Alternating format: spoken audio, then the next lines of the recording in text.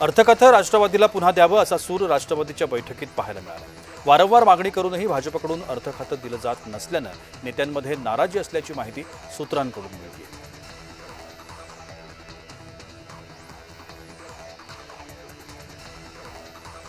शरद पवार भाजपमध्ये गेले तर मी जाणार नाही या आमदार रोहित पवारांच्या वक्तव्यावर विधान परिषदेचे सभापती राम शिंदे यांनी जोरदार टीका केली।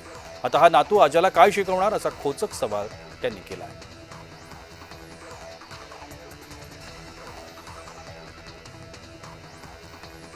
पुणे विधान परिषदेच्या जागेवरून महायुतीत रस्सीखेच सुरू आहे। पुण्याची जागा भाजपनंच लढवावी अशी मागणी भाजपच्या आमदार पदाधिकारी आणि इच्छुकांनी मुख्यमंत्री देवेंद्र फडणवीस यांच्याकडे केली आहे।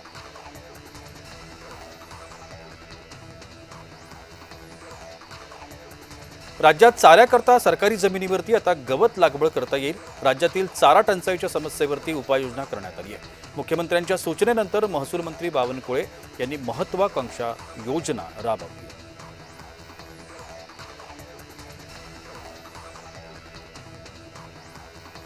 पेसा क्षेत्रातील कृषी सेवक पदभरती प्रक्रिया गतीनं पूर्ण करा असे निर्देश कृषी मंत्री दत्तात्रय भरणे यांनी दिले। शासनाच्या 11 फेब्रुवारी 2026च्या निर्णयानुसार पदभरतीची कार्यवाही तातडीनं सुरू करा असे देखील निर्देश त्यांनी दिले।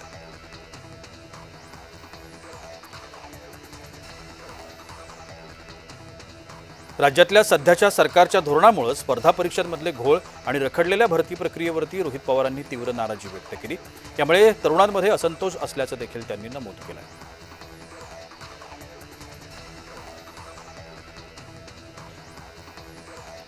प्राजक्ता तनपुरे यांचा भाजप प्रवेश निश्चित झालाय। तनपुरे 30 मे रोजी भाजपात प्रवेश करणार असल्याची सूत्रांची माहिती आहे। तनपुरेंना अहिल्यानगर विधान परिषदेच्या उमेदवारी मिळणार असल्याचं देखील कळत आहे।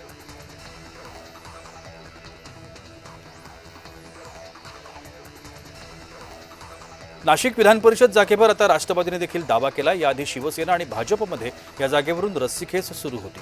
आता राष्ट्रवादीने देखील या जागेवरती दावा केलाय। दरम्यान महायुतीच्या समन्वय समितीच्या बैठकीमध्ये नाशिकच्या जागेचा फैसला होण्याची शक्यता आहे।